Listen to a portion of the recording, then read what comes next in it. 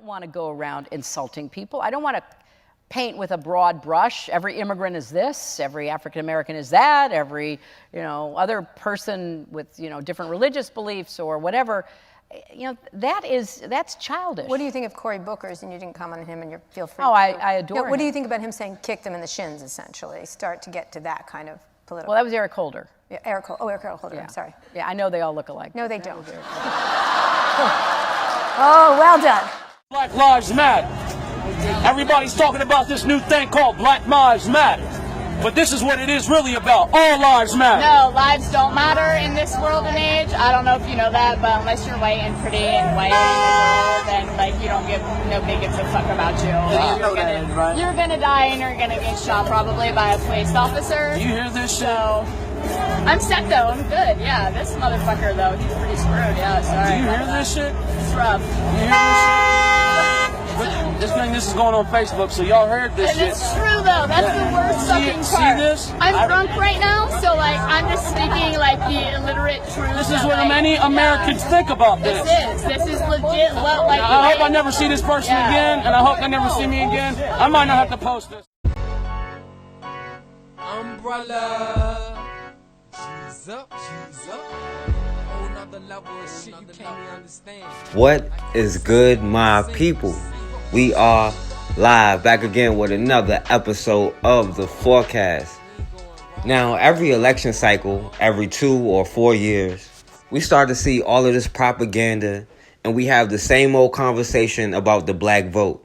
And recently at the White House, Donald Trump just hosted a young black leadership convention, and a lot of young black conservatives, who I guess they're trying to say are going to be our future leaders, and they were in there cheering about making America great again. I don't know when it was great for them, but they were there to celebrate making America great again.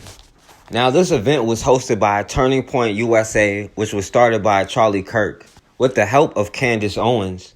And this whole Black Conservative Summit was supposed to be Candace Owens' idea. And she's trying to push something called Blexit, which is a horrible name, but she even had to imitate that from Europeans. But she's trying to start a movement to get black people to leave the Democratic plantation for the Republican plantation. Made America's somewhat toxic political atmosphere these days. Hillary Clinton's facing a backlash after jibing that African Americans, quote, all look alike, end quote. She was correcting an interviewer who mixed up 2 Democrat politicians. What do you think of Cory Booker's, and you didn't comment on him, and you feel free I adore him. What do you think about him saying kick them in the shins, essentially? Start to get to that kind of political. Well, that was Eric Holder. Yeah, Eric Holder, yeah. I'm sorry. Yeah, I know they all look alike. No, they don't. Oh, well done. Well, many fired back at Clinton on Twitter about that, dubbing her racist for joking in such a way. Others suggested if it had been Donald Trump, for instance, uttering the same line, the outrage would have been much more vocal. All this comes as many high-profile African Americans are calling on others in the black community to ditch their support for the Democratic Party, who've long been a pillar of the Democrats' base.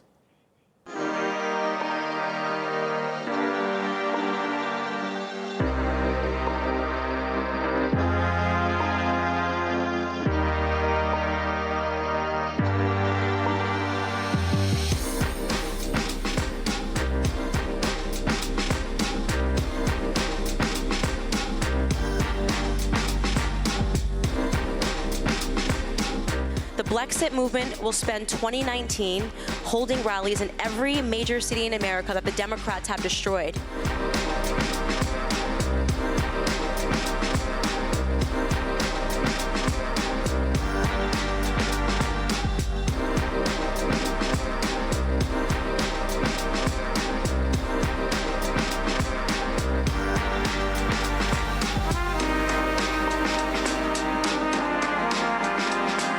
Just admit that the people, blacks are doing better under the Trump presidency.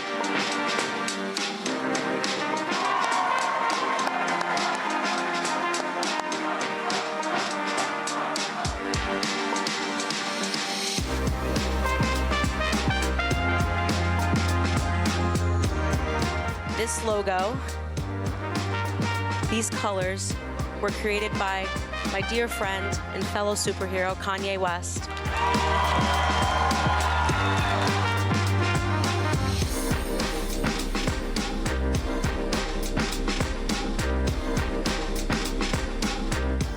Was there ever a point in history history where white privilege did exist. Yeah, I suppose when we lived in a country where if you were black, you were not allowed to go into certain places. When did it end? When it stopped being systemic, when there stopped being laws in place that stopped me as a black person doing what you're able to do as a white man. If you ask me whether or not I believe in economic privilege, I would tell you yes. If you ask me whether or not I think that somebody born into a family of billionaires be afforded more privileges in life than somebody that is born in the projects of Chicago, I would say yes, because economic privilege in this country does exist. But there is no law in place that is stopping a person because of the color of their skin from gaining that economic privilege, which is why I do not believe that white privilege, which is based upon the color of your skin, exists. If you're asking me, do I think the black community has been crippled economically, the answer would be yes. It has been crippled economically by Democrat policies. You just heard me say that in there. Democrats are Americans. Democrats are in America, so therefore you just admitted that there has been disadvantage by two black people by Democrats who are Americans. You just admitted it. It is not based off. You asked me if white privilege exists. The answer is white privilege. Because you're born white, that means you're going to not have this or that. It does not exist. No. This is what I love about white liberals, right? Like, they know it's so important for them to sell us our oppression that they'll come up and tell us we're a disgrace. Just say it. Just say it. Can you speak for all Why black don't you people? stop speaking for black people? That would be great, okay? I'm not. Why don't you let privilege. him, who's shaking his head and rolling your eyes, speak about him, his experience as a black man? have a conversation later. No, because you're sitting here yelling at me, telling me, and I'm telling you the answer. Economic privilege exists. You're saying why does it disproportionately affect blacks? Because we're disproportionately voting for Democrats, and it's stupid. Now, first of all, with Candace Owens, I'm not sure if she believes everything she says herself. It sounds like she just mimics Ben Shapiro. To me, it just feels like she's doing it to get paid. Now, somebody like Sheriff David Clark, I believe he believes what he says. I think he believes every word. But as far as black conservatives, most of their arguments is why not to be a Democrat. Most of their talking points are about how bad the Democrats are and not how good the Republicans are. Their main talking point is why are black people still Democrats? I believe black people are still Democrats because we generally prefer racism with a smile. Voting between Democrats and Republicans is voting whether we like overt racism or covert racism. Which one do we prefer? On one hand, conservatives will tell you, well, there's no racism. Up until it's a white person who calls himself a liberal, then they can see racism and white privilege and point it out. And anybody who tells you racism is only in one group, whether it be political or it be financial, it doesn't matter. We live in a complete system of white supremacy. It's everywhere. And the irony is the poor white people who tell us to leave the Democratic plantation want us to come to the Republican plantation. And all the things they say about Democrats and black people, they can't see Republicans are doing to them and keeping them in the trailer parks. They bought into the illusion of whiteness, whether they admit it or not. And for them, throughout history, that has been more important than class or gender. But for whatever reason, their high IQs can't figure that out. And most of their talking points are the same talking points that have been debunked 50 years ago. People like James Baldwin debunked most of these talking points, especially black conservatives. They say you can't use slavery as a reason to be a victim. Slavery was so long ago. But then they'll turn around and say, well, the Democratic Party was the party of slavery.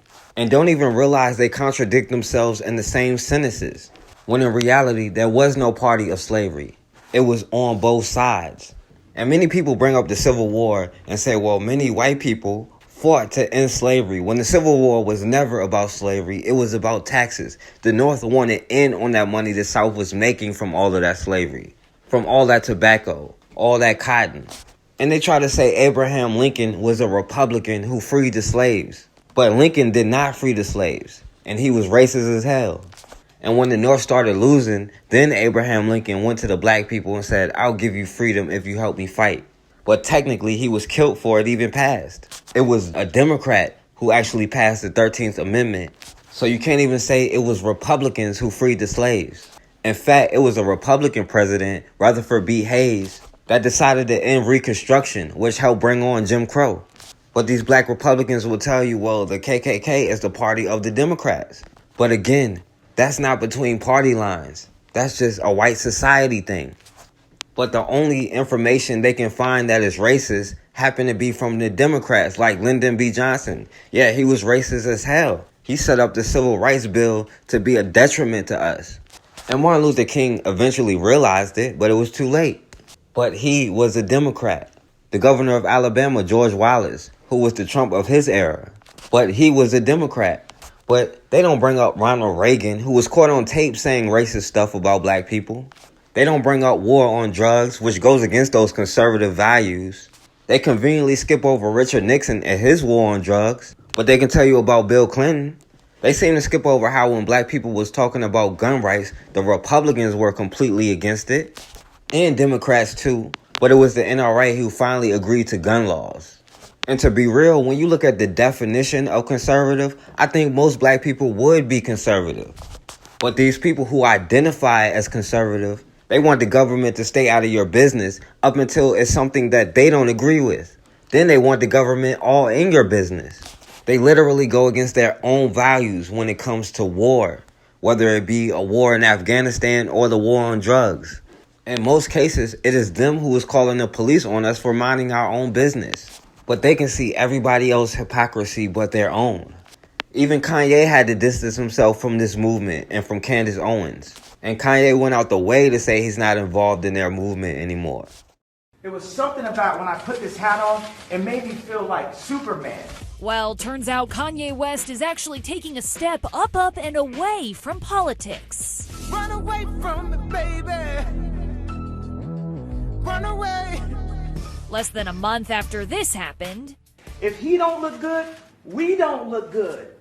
This is our president. He has to be the freshest, the flyest. I'll tell you what, that was pretty impressive. The rapper went on a lengthy Twitter spree to share why he's had a change of heart. Quote, "I've been used to spread messages I don't believe in. I am distancing myself from politics and completely focusing on being creative. I support creating jobs and opportunities for people who need them the most. I support prison reform. I support common sense gun laws that will make our world safer. I support those who risk their lives to serve and protect us, and I support holding people who misuse their power accountable. I believe in love and compassion for people seeking asylum and parents who are fighting to protect their children from violence and war. I would like to thank my family, loved ones, and community for supporting my actual beliefs and my vision for a better world." They keep us so focused on history that we start to believe that it actually repeats itself. And we become overly traditional, and we can't advance as a race of beings. We get too caught up in the past and what everyone's saying and what everyone's tweeting, and sometimes you just have to be fearless enough to break the simulation. It's been a very controversial year for Kanye. In May, he came under massive fire for calling slavery, quote, "a choice." In August, Jimmy Kimmel left him stumped. There are literally families being torn apart as a result of what this president is doing. And I think that, we cannot forget that, whether we like his personality or not, his actions are really what matter. I mean, you so famously and so powerfully said George Bush doesn't care about black people. It makes me wonder what makes you think that Donald Trump does, or any people at all. Then in September, he was booed during SNL for making a pro-Trump speech on stage. A white person about this and they say, "How could you like Trump? He's racist." Well, if I was concerned about racism, I would have moved out of America a long time ago. Now you got a situation where we need to have a dialogue and not a diatribe. And that inspires me. Now, even Kanye had to step away from them because they had taken it too far. And it'll be one thing if they were just saying leave the Democratic Party, but they're trying to encourage you to support Donald Trump and racist policies that's going to affect them themselves.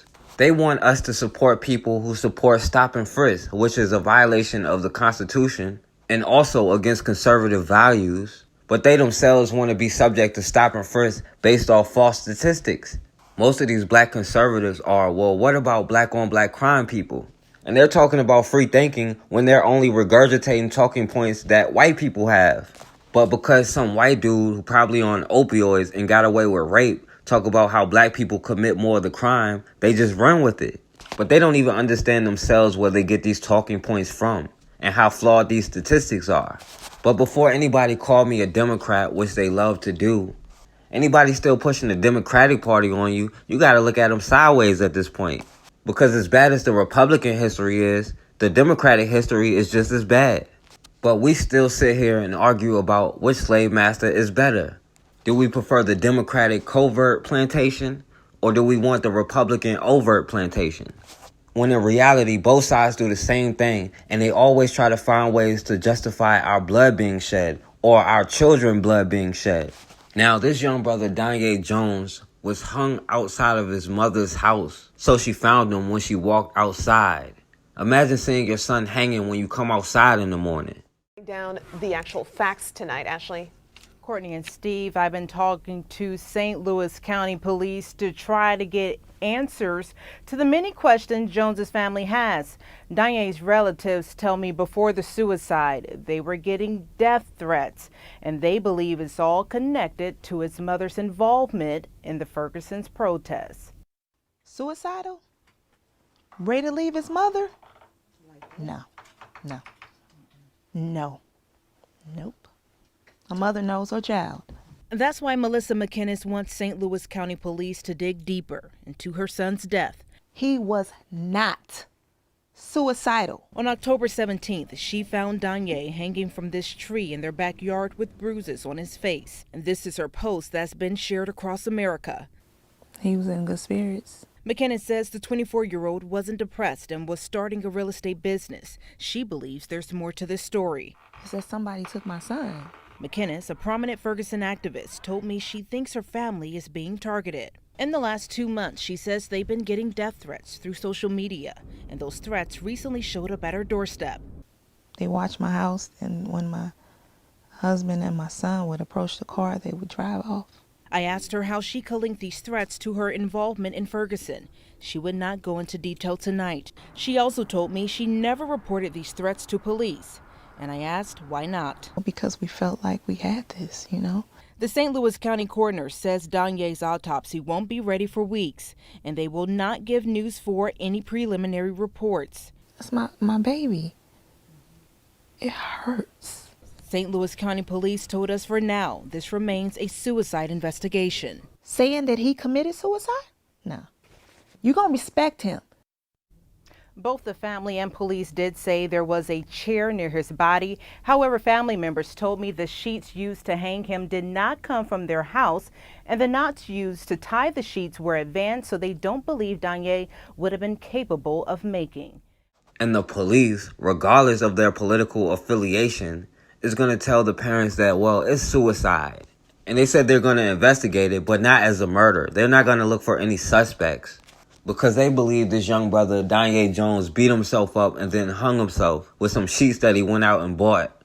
But we don't protect our kids. We argue about which political party should do it for us. Which white savior is going to be best for us. But unless we got a candidate who we brought up ourselves, who was in our corner, who was there to push our agenda, who was funded by us, and that we can hold accountable, then it's all irrelevant. Until then, we got to stop getting caught up in other tribal divisions that have nothing to do with us. We have enough problems of our own. We have enough divisions of our own. We have to be focused on protecting ourselves and our children and giving them the best opportunity in the future. If not, they'll continue to go through the same things that we go through right now. USA! USA! USA! I say, vote for me. What the hell do you have to lose? What is the new political movement that's got America talking? Blexit.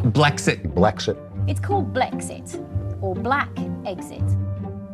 The goal is to get African Americans who traditionally support the Democratic Party to ditch them in favor of the Republicans. I'm convinced that liberals hate black conservatives. It's been started by a group of conservative African Americans, and they have a Blexit website, and on that website are a number of what they call truths, reasons they believe that black Americans shouldn't vote Democrat.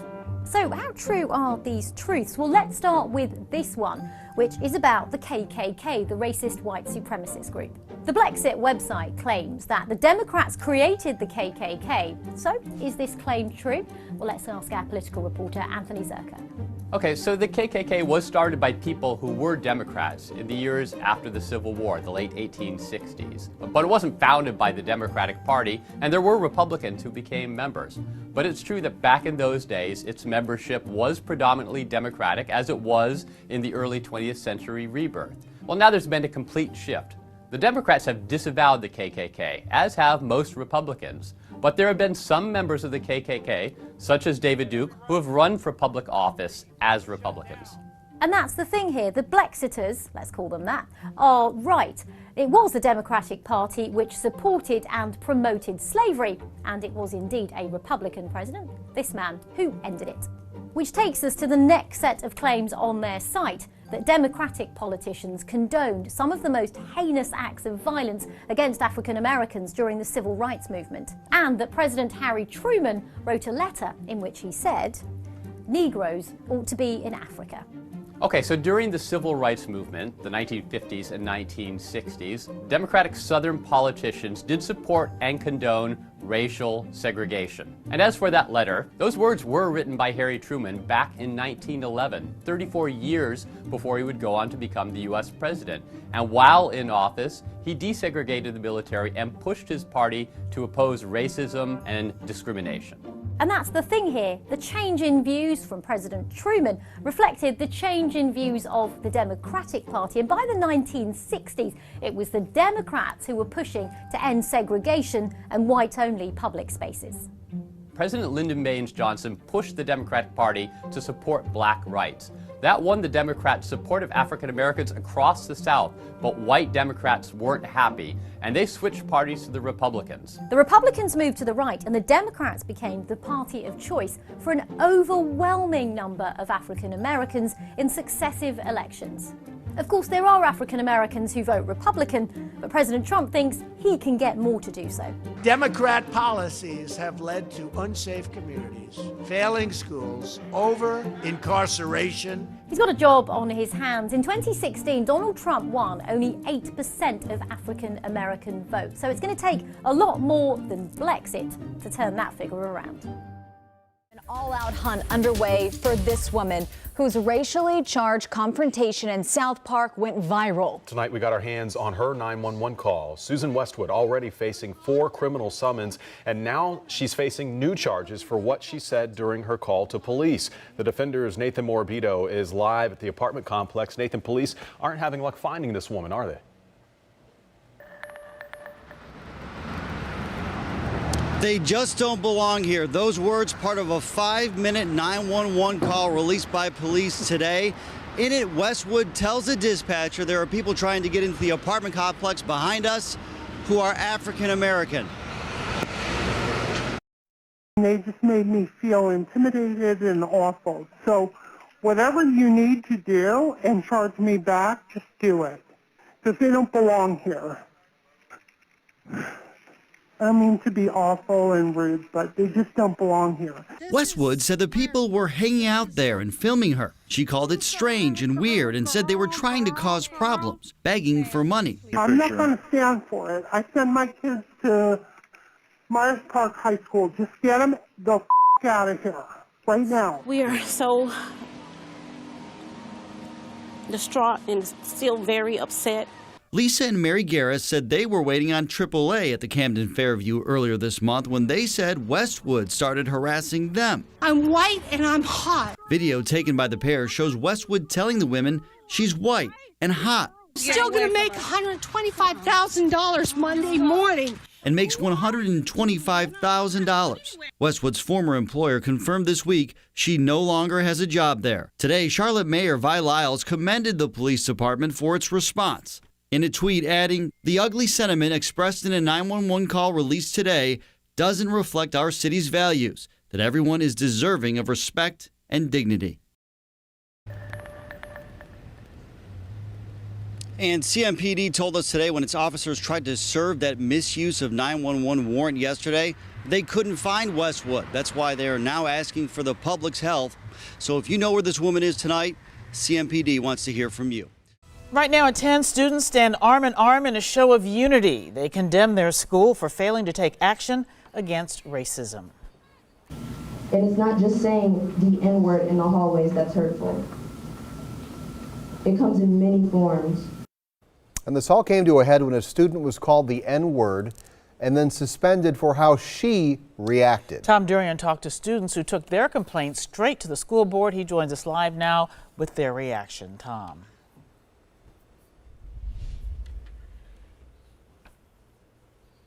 That it's nothing new and that the culture here at this school needs to change. Cops on her. They took away her homecoming. No parents should have to go through this. Deanna Merritt breaks down when telling the story of her daughter, Shanice Knox. Knox says she was suspended after a verbal confrontation with another student who used a racial slur. They said that to walk away when I thought I was in the right of confronting her about the N-word and that it should not be said to anyone at any time, anywhere. Knox told her story today, backed by other students who say the climate inside Greendale High is hostile towards minorities. We can't walk down the hallway every day without somebody saying a racial slur about us or saying something that is very disrespectful. Tonight, a group of students took their concerns to the school board meeting. It's sickening. It is. It's really sickening that we have to do all of this just to get your attention. That's Herbert Rosh's daughter. I have fear every day for my little girl that she has to go out and deal with this hate from complete strangers. Shanice asked that her suspension be overturned, but not before becoming emotional when talking about the discipline. I hope when you go to bed tonight, this is what you remember. Because each one of you had some way of doing this to her. Tonight, the superintendent of the district said the students involved have been counseled and that the recent events have opened the door to a much-needed conversation. I see this as a great opportunity for our students, parents, and community to engage in healthy conversation about race, equity, and opportunities for all students. Well, in addition to the suspension being overturned, the students and the parents say they're going to be back here at every school board meeting until race and inclusion, a plan to deal with it, is offered by the district. This is not what you expect to see in your rearview mirror, especially at a stoplight on a Saturday afternoon in Mobile. The whole time I'm thinking hopefully I get out of this okay and I get my sister out of this okay. Tyra Jones was taking her 16-year-old sister to the mall for a back-to-school outfit. Jones drove us through the scary situation. She exited I-65 and was stopped at the traffic light on Airport Boulevard. He pulled right here onto this grass, right here. And next thing I know, he was just calling, his girlfriend or wife was telling me to get out the car. She wanted to fight. He was waving his gun and calling me all kind of, names, prerogatives. She doesn't know what started it. Jones says she was driving the speed limit and that made the other driver angry. You're waving a gun at me, that's going to give me the impression that you want to shoot me. And if you want to shoot me, you have the intent to kill, so. When they pulled out their pistol, Jones didn't reach for hers. She grabbed her phone to take a picture. It wasn't until I pulled out my phone that they reversed to get away, to leave me alone. She's sharing the picture to warn other drivers and hopefully keep people safe. This is a danger on the road. Right, it is a danger on the road, and I know I'm more than likely not the only person they did like that, so. They gonna call her? This is another white person calling the police on a black person because she says we're illegally. Because she's saying that we're illegally parked right here. Come on, Maddie. Come on, please. You are. So this is her. It doesn't give you the right. Go home. Go back to your neighborhood. It doesn't. Go back to your fucking. You're not from here. Not doing that shit. If you calling about a car that's been parked less than 5 minutes across the crosswalk, you ain't from here. You an idiot. I don't care. Now bye. You're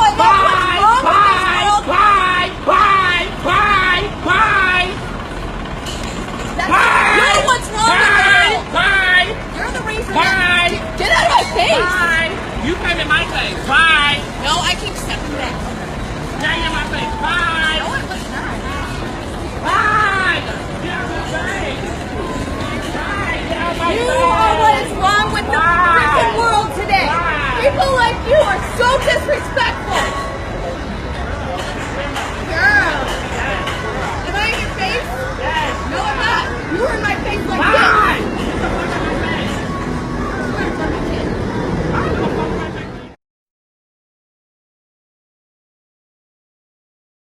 All right, and we back on the forecast.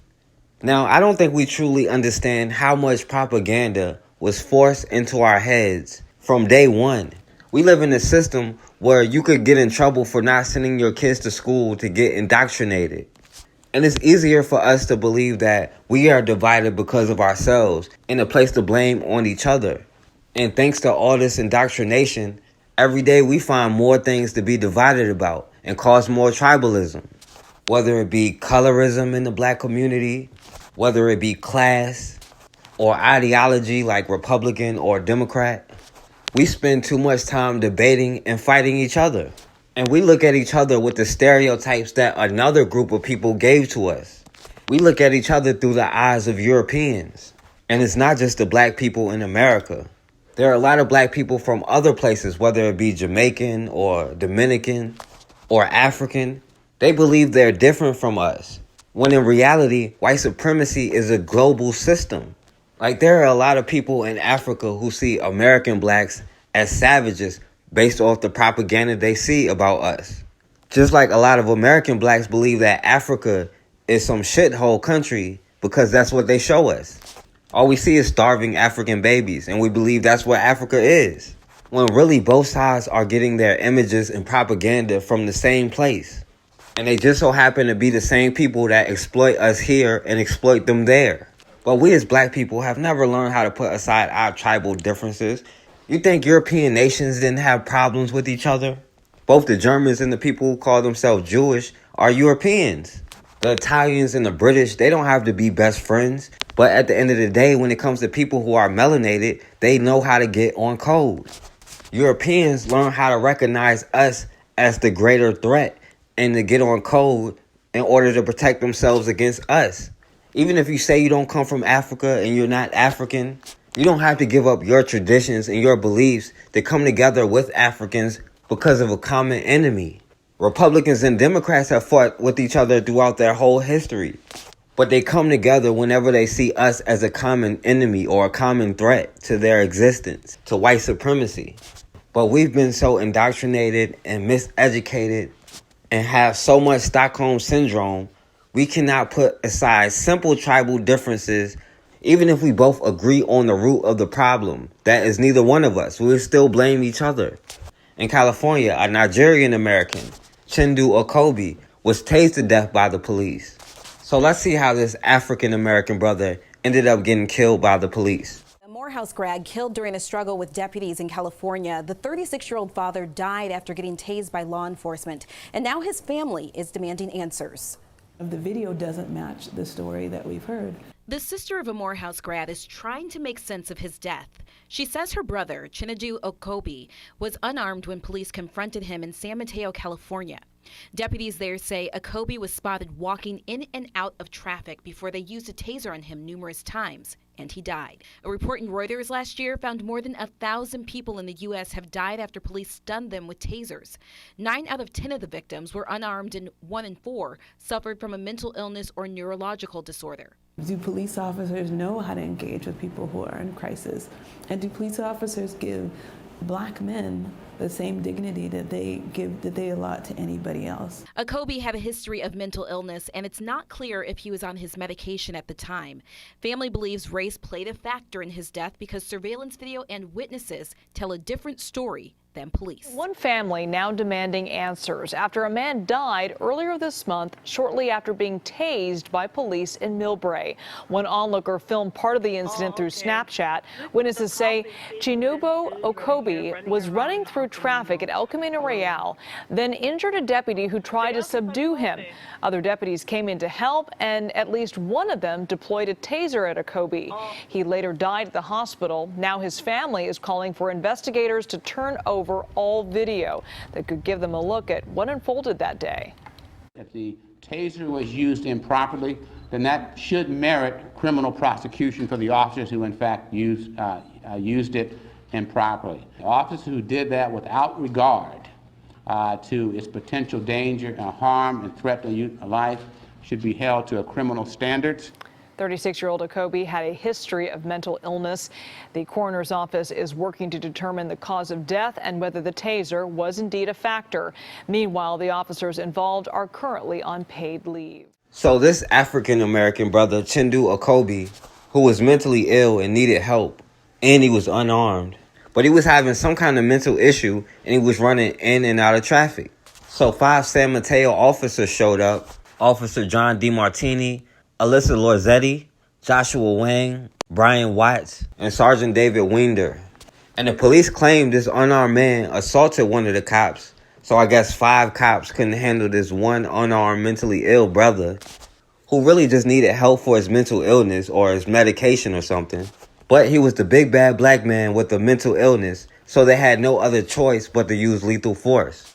The family of a man who died after being tased by sheriff's deputies in Millbrae is speaking out. They say there was no reason for him to lose his life. Our crime reporter Henry Lee joins us now. He's in the newsroom with more on what happened. Henry. Well, Julie, the man who died was mentally ill and had been seen running in and out of traffic. But his family says that's no justification for the deadly confrontation with deputies. If what he was doing, as they claim, was walking in and out of traffic, that is not a death warrant. Civil rights attorney John Burris joined the family of Chinedu Okobi in demanding transparency and answers. The Nigerian-born man died after being tased by San Mateo County sheriff's deputies. It does not appear to be a justification for the use of the tasers and the manner in which it was done.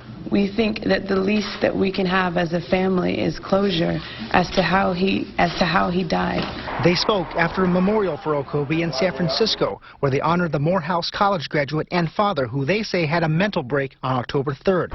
Authorities say that's when Okobi was seen running in and out of traffic on El Camino Real in Millbrae. Investigators say Okobi immediately attacked a deputy after he got out of his patrol car. The deputy called for backup, and Okobi was tased and taken into custody, but he lost consciousness and died at a hospital. You have a 37-year-old man, apparently physically healthy, has contact with the police. They tased him, they did whatever they did, and he winds up dead. The cause of Okobi's death hasn't been determined pending toxicology tests.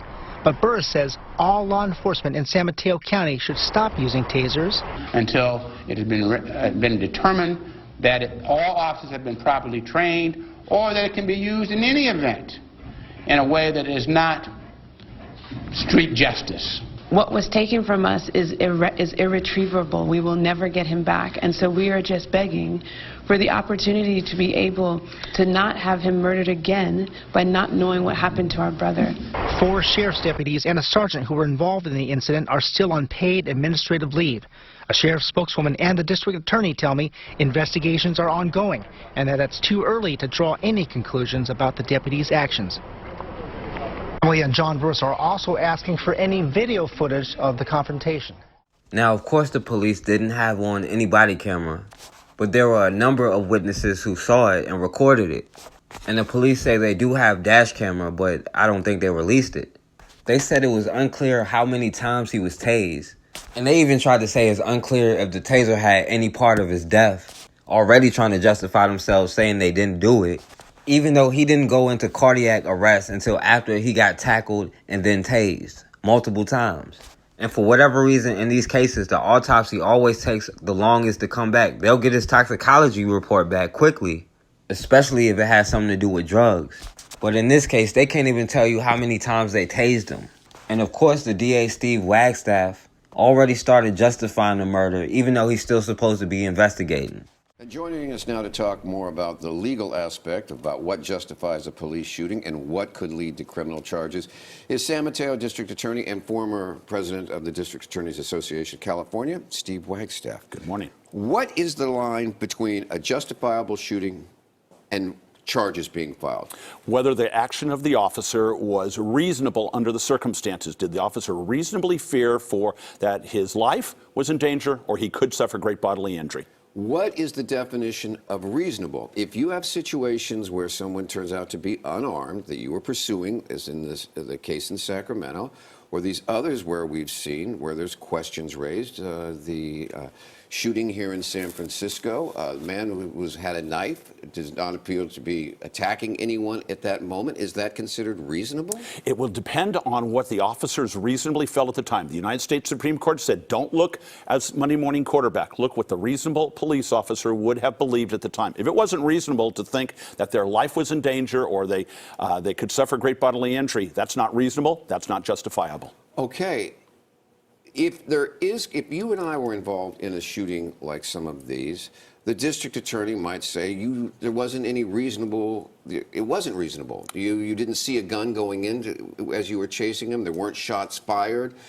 You just reacted. We might be charged. Why aren't police officers charged? Because most of the time, there's two components. Number one, what does the DA believe? And then number two, what will 12 citizens do in a jury? And very often, because citizens and throughout most of the state will give the benefit of a doubt to a law enforcement officer, they're not provable. But when the DA believes that it is, and a jury will find it, well, then our job's to file charges. We just don't encounter many of those in California. Okay, in the case of Mario Woods here, the district attorney has been investigating that, for going on 2 years now. What are some of the pros and cons of something that people watch and go, why did you do that? The question will be, was it this person with the edged instrument, the knife, was it necessary for the officers to take the action that they did? That's the whole question. Okay, so let's take the Stefan Cook situation in Sacramento. They're pursuing them. Now, that's different between you and I. You and I don't have the right to go after somebody, right? That's right. But law enforcement is expected to pursue you if you're breaking the law, right? Right. Now, they wind up in the backyard. And many shots are fired. Now, there's also a question about the reasonableness of that. Do you need to put 20 or 8 shots into somebody? Right. Well, that really isn't the key question. The question is whether lethal force was used at all. Now, whether it was appropriate or not, that's going to be a factor, but that's not the key thing. Well, under the police guidelines, the use of lethal force, they're trained to use lethal force. They're not trained to shoot to wound. They're trained to shoot to kill, correct? Throughout the entire country, yes. So that makes them different than us as well, because they are going to put 20 bullets in. They're going to shoot until the target is disabled. That's how long they have the right to shoot. Is that reasonable? That's, you know what? That is a judgment. But under the law, if you fire one shot that kills somebody, it doesn't matter whether it's 1 or 20. The use of the force is judged by what the officer reasonably feared. Okay, so, but the use of force, there are no limits on the use of force then in that situation. In that circumstance, an officer has the right to fire until it is no longer reasonable to shoot, when the target is no longer a danger. What do you do in a situation if an autopsy report shows that they were shot in the back? Well, you know what? There's a lot of science on that, force science, that will tell you that in the back, very often, what's the fear if somebody's running? That's the natural reaction for everybody. But the issue is, when the first shot is fired, is the person already turning? Remember, there's a 2-second reaction time for human beings. And so the person when the officer may be facing the officer, if he's turning, that's one explanation. The other is, you just can't shoot somebody in the back if they're running from you. Okay, California, I was looking back, and I can't find the last time a police officer was charged criminally. For the use of lethal force? We've had some DA investigators and other agents, but not a police. Why do you think that is? You know, I think a big part of it is combination. Officers are trained very well, and they don't want to use a gun. That's the people think that these are all, Clint Eastwood in the old movie. They're not. We've had multiple officers in our county who've been involved in fatal shootings. They don't come back. They retire. It's upsetting. So they don't want to do it. That's a basic thing. So most of the shootings we encounter, that's it. Now remember, when the DA is making a judgment, the DA is not saying this is a good shoot. They're saying this is not a criminal violation of law. What, across the country, when these cases do go, oftentimes the jury acquits over evidence that people can't understand. Why does that happen? Why do you think that happens? You know, realistically, there is in this country a support your local police. There is almost a presumption, and the jury has to assess it. And yet there are cases. We all know the South Carolina case where that man was, officer was convicted of second degree. But those are so obvious. When it's a close call, generally people lean to the side of law enforcement because we're all taught support law enforcement. That's the trouble with what's going on in our community today with Sacramento and everywhere else. We're losing the trust of our public by this, and that is a concern for everybody in law enforcement and society. Now, this brother, Chinedu Okobi, did not have a weapon. He was suffering from a mental illness, and you can tell he's suffering from a mental illness when he's running in and out of traffic. But the police and the DA, just like every other case, still sees it as justifiable. It doesn't matter how much force they use. As long as they end the threat, then it's okay. Whether it takes 1 bullet or 100 bullets, what's the difference? And they like to make us think that we as melanated people are separated or aren't subject to the same rules and the same laws and the same punishments. And they even make some Africans classify themselves as white to come over here. And they use Africans as a talking point against us. As if those Africans over there most times aren't coming over here because their home have been colonized by Europeans. But when they get over here, it doesn't matter if they make them identify themselves as white.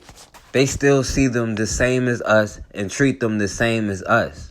If white supremacy wasn't so bad there wouldn't be so many Africans bleaching their skin like they are. And there wouldn't be so many black people from America to Africa with a picture of white Jesus in their home. And just because melanated people have different history and different cultures doesn't mean we're all not subjected to white supremacy. The exact same thing that happened to this brother Chinedu Okobi happened all the way across the country in New York 3 years after Eric Garner. Another brother, Andrew Kearse, died in the back of a cop car. After asking him, begging him multiple times for help, they still let him die. They arrested this brother for a simple traffic stop, and they still haven't given a reason for the traffic stop in the first place. And after they arrested him and put him in the back of the cop car, he kept saying for 20 minutes that he couldn't breathe. He started begging them for help. The cop, Officer Mark Weeks, claimed that he was lying. Even after this brother was in cardiac arrest and he was laying on the pavement after they finally got him out the car, they took their sweet time to get him some help. They're drinking coffee, walking back and forth, giving a half effort for CPR after he's already dead. Then they justified his murder by saying, well, it's his fault that he ran. So that means if you run, you can't get any medical attention if you need it. Or at least it's good enough reason not to give it to you. And this cop, Officer Mark Weeks, he looks black and got beat up by this white dude who was an MMA fighter and broke his jaw or fractured his skull or something. And said now it's hard for him to trust. If that's the case, he need to turn in his gun and badge. But he just happened to stop trusting when it's a black person and another black person end up dead. His trust didn't stop with somebody who looked like the white MMA fighter who beat him up, but just so happened to stop with another black person. Because we believe the propaganda they give us about ourselves, we start to look at each other that way.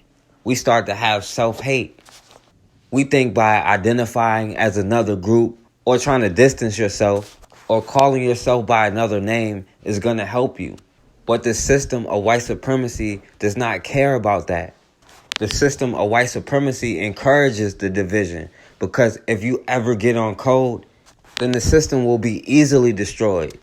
But we have to lose the fear mentality and we have to learn how to stand up for ourselves and defend ourselves and protect ourselves and our children. Because at the end of the day, we are all we got. If we don't get ourselves out of this position, then nobody else will. Excuse me, sir. Excuse me, sir. What? 1641. Yes, you can. Sir.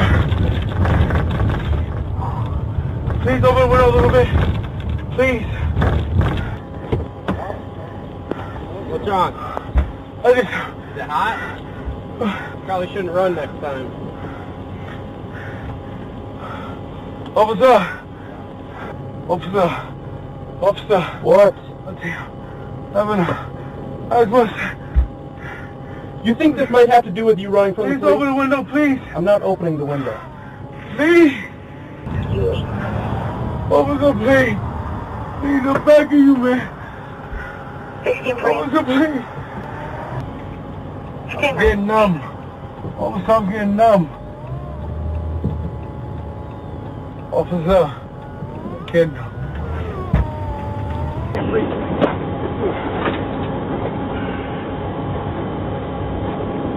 Go ahead.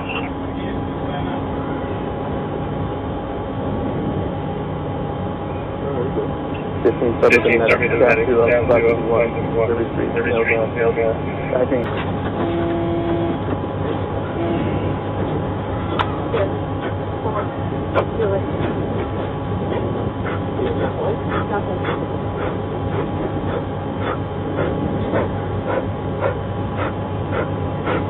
assessment and I'll CPR in progress.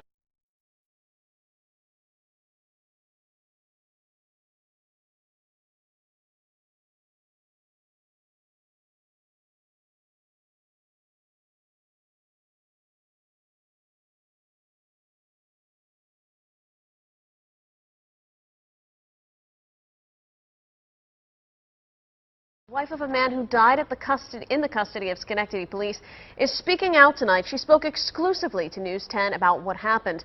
Our Lauren Linder is live in Schenectady with more. Lauren?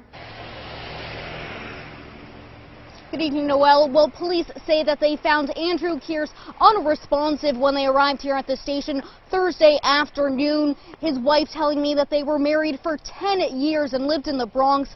Today, she traveled here upstate hoping to get some answers. I lost my best friend, my soulmate, Angelique Negroni Kearse heartbroken over the loss of her husband, Andrew Kearse. My kids is asking, where's Daddy? What happened to Daddy? Schenectady police say Thursday afternoon, an officer was trying to pull over the 36-year-old for a traffic violation. Andrew stopped the car on Ward Avenue, leading police on a short foot chase. They caught him one street over on Donald Avenue. Police say on the drive to the station, Andrew complained he felt dizzy and was having trouble breathing. Upon arrival, he was unresponsive. Paramedics transported him to Ellis Hospital, where he was later pronounced dead. Angelique says police should have taken action right away. As police officers, an officer of the law are supposed to take them to the hospital, right? Not to deny medical attention. Andrew's friend Susan Perry tells News 10 ABC she was at the station at the time, arrested for trying to help Andrew flee. She was transported in a different patrol car. Perry says it took police more than 15 minutes before she heard sirens and saw them get an AED. Schenectady police turned the investigation over to state police. The police chief says he recognizes the public's concern with this type of incident, but asks for their patience, saying, quote, "It is my intention to oversee an objective, independent review of all actions taken by the police during this arrest." This should have never happened, and I want answers. Answers, that's all Angelique wants. The full story behind her husband's death. I need justice for my husband, okay? Please, and for my children. Now, the State Attorney General's office is providing additional oversight to this case. State police say that Schenectady is fully cooperating with the investigation and that they won't release more information until they have a better idea about what happened. Drinking tonight, sir? No, have you? I might be under the influence, partly. Good, that's all we need to know. Thank you, sir. Under the influence of life. How about you, buddy? Why your eyes so glassy? Why you sweating in the cold? Why your eyes so glassy? What are you talking about? You go ahead about your business. We got officers on the scene take care of shit correctly. That's fine. You go ahead and go. I ain't going There's no reason why you're in the street. Because I'm in the street with you. Okay, that's fine. What you had tonight, man? What you on?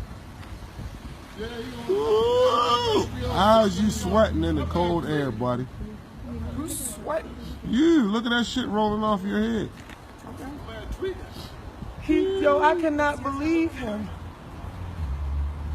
That man ran straight over to that car and told him what happened. This man jumped out. You're wrong. What is he putting the table for? What is he under arrest for?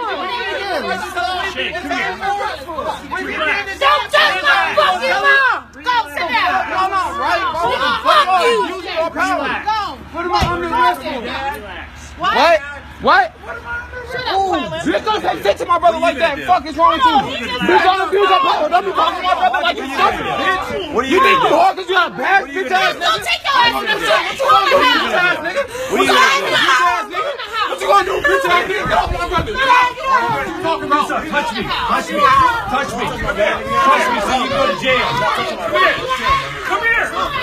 Come here. What the fuck is going on?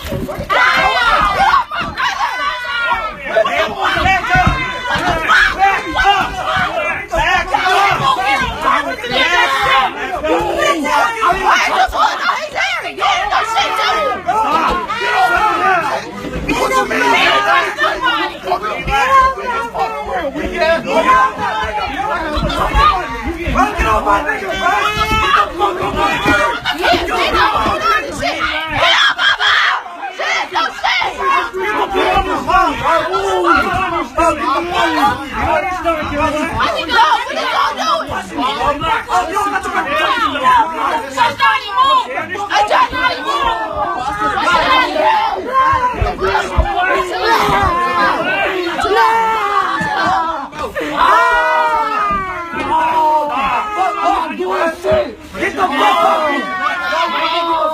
What did you arrest her for? What did she do?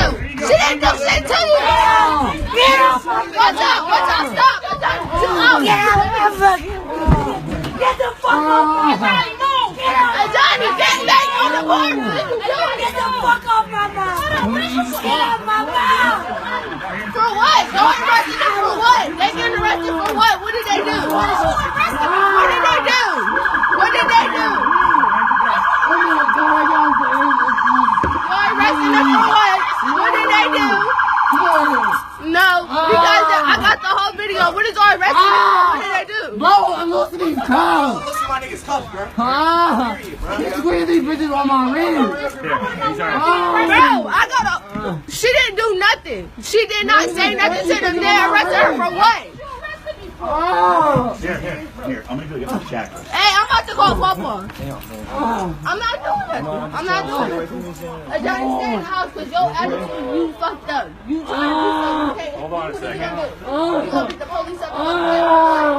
You gonna get shot. All right, I'm gonna get it. No, I'm not gonna go. Hold on. 15, 13, I'm sorry. You settle down now? I'm settled. I've been settled the whole time. He was using excessive force. He's calm and slow. Yeah, you stay in the house. You doing too much. Drives a man like Greg Bush to strap on a gun right in the middle of the afternoon, walk into a Kroger store, and start a killing rampage that leaves 2 innocent African-American shoppers dead.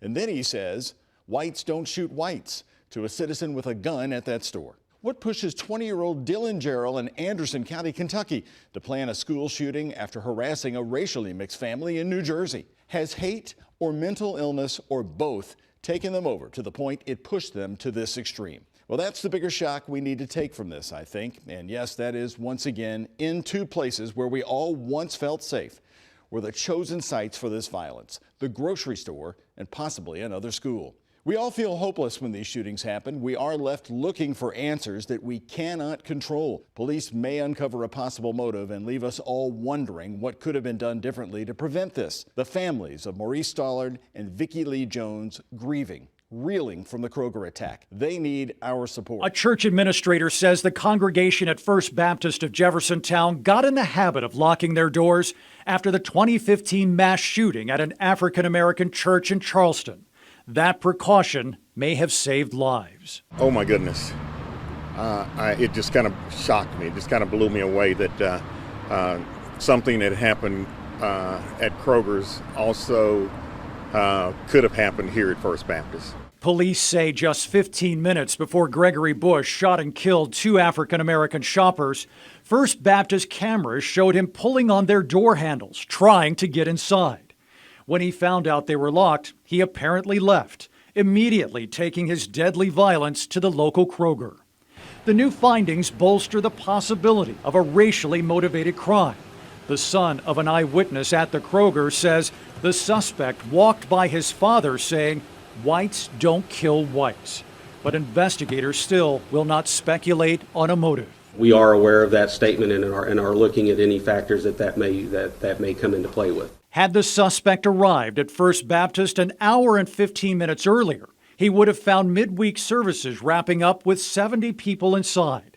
But security at the church includes more than just cameras. We have several members that are armed during our midweek service, which is what we passed yesterday. And we have people that are armed on Sunday as well.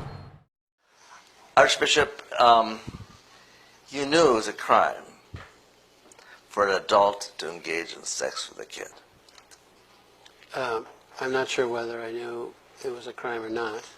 I understand today it's a crime. When did you first discern that it was a crime for an adult to engage in sex with a kid? I don't remember. When did you first discern that it was a crime for a priest to engage in sex with a kid who he had under his control? I don't remember that either.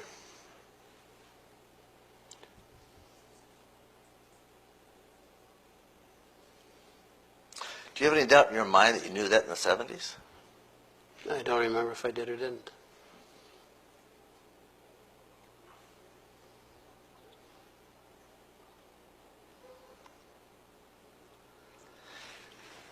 1984, you are a bishop in the auxiliary bishop in the Archdiocese of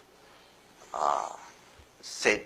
Paul in Minneapolis. You knew it was a crime then, right?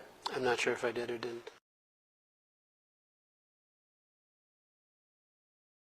All right, and we back on the forecast. And I want to say RP to the brother Chinedu Okobi and the brother Andrew Kearse. And until we stop creating more and more things to fight about, more and more things to become tribal about, and stop believing the false propaganda that we have about ourselves, no matter who brings us this information, always judge the information and not the source of the information. And until we have a candidate that is ready to push our agenda and backed by us, then I think we should do a Blexit. We shouldn't be voting for anybody who isn't ready to push our agenda. Our ancestors didn't just fight for the right to vote. They fought for the right to be represented and to represent themselves. Until then, you're just arguing about which Massa is better. It's hard getting on code globally when we can't even get on code in our own nation. But until we learn how to put aside those tribal differences and get on code globally, then us as a people globally will still be subject to their rules, their laws, and their punishments. So, as always, man, we have got to start standing for something, or we're going to keep falling for anything.